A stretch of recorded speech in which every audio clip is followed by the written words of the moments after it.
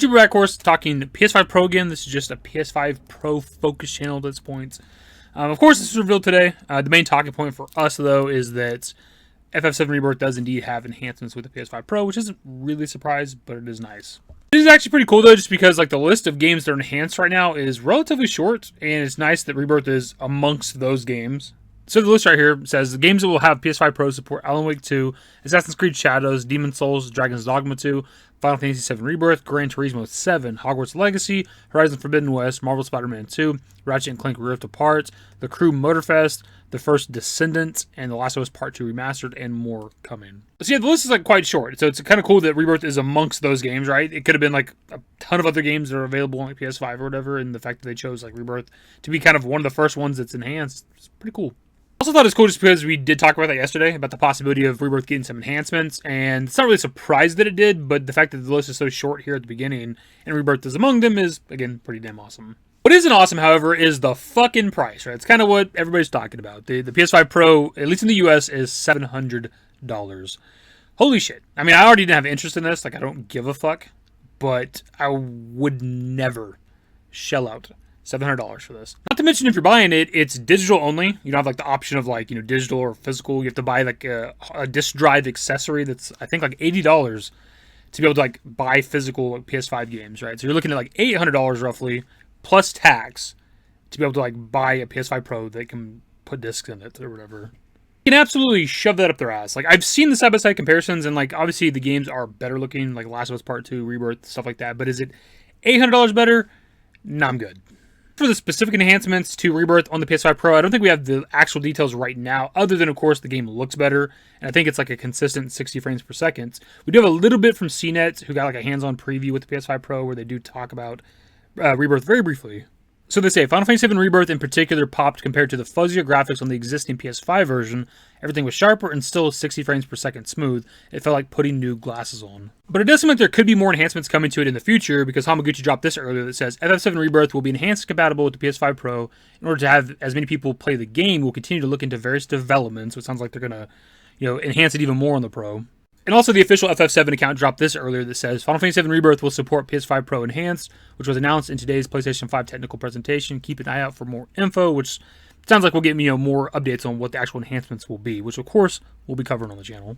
As for what those other enhancements could be, I obviously don't know. I mean, I don't know what you do beyond, making the game look better and having better frame rates. But I do think back to whenever we got Integrate, right? Where they improved the way that Remake looked, but they added like more to the world, like the better lighting, like the better like fog effects, or just adding fog effects where it didn't previously exist. Things like that. Maybe they could go around like the world in Rebirth and just kind of add things to areas to make them look better, more realistic or something like that. This is kind of cool from the presentation is when they showed off Rebirth to like show off the PS5 Pro enhancements. There's a very brief little video for Rebirth, but it mostly consisted of Zack. You see like the church flowers, and you see Zack like two different times, two different scenes, and you get Sephiroth at the end.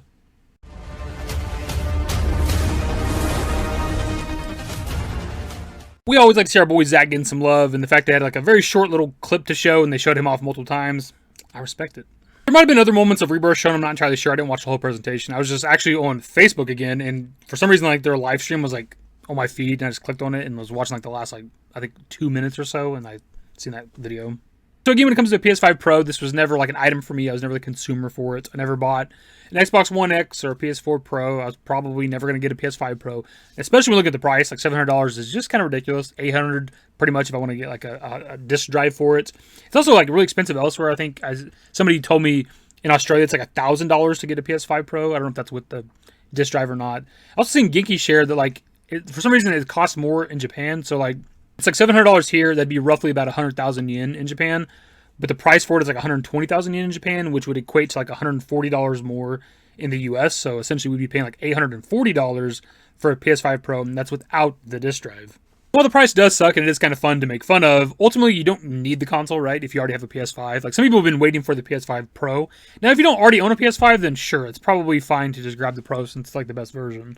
But ultimately if you already have one, and if you've been playing on PS5 this entire time, it works just fine. The graphics are great, the performance is great, games load insanely fast. Like how much more, like how many milliseconds or seconds do I need to shave off of a load time? Really, like I don't really care. Anyways, that's pretty much the video, my dudes. We're not gonna sit here and like talk about the PS5 Pro for like 10 minutes or whatever. We get it. The price sucks, whatever. If you got the extra money, you don't have a PS5 already, fine, whatever. We're really just here for like the FF7 related stuff, right? FF7 Rebirth get enhancements on the Pro, which we'll cover in the future when we get that information. Hopefully, like 16 gets a boost at some point, some sort of graphics, frame rate stuff or whatever, and also maybe Remake, since there's like a PS5 version of Remake and the UFO DLC, of course. If that becomes the case or whatever, we'll definitely talk about that. Even Crisis Core, it'd be kind of cool if Crisis Core Union got some sort of like benefit from this as well. I don't know. Anyways, that's the video. Subscribe to the channel if you guys are new. System works in the description below. Follow me on Twitter, @davidYT. That's it. Bye. Used to care what people thought, but now I care more, and nobody out here's got it figured out. So therefore, I've lost all hope of a happy ending, depending on whether or not it's worth it. So insecure, no one's perfect. We spend it with no shame. We blow that like Coltrane. We in here like Low Gain, or leave it like Cobain.